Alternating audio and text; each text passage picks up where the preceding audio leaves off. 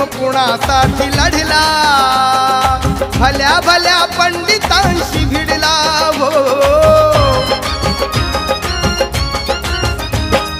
सांगा भीम कुणासाठी लढला भल्या भल्या पंडितांशी भिडला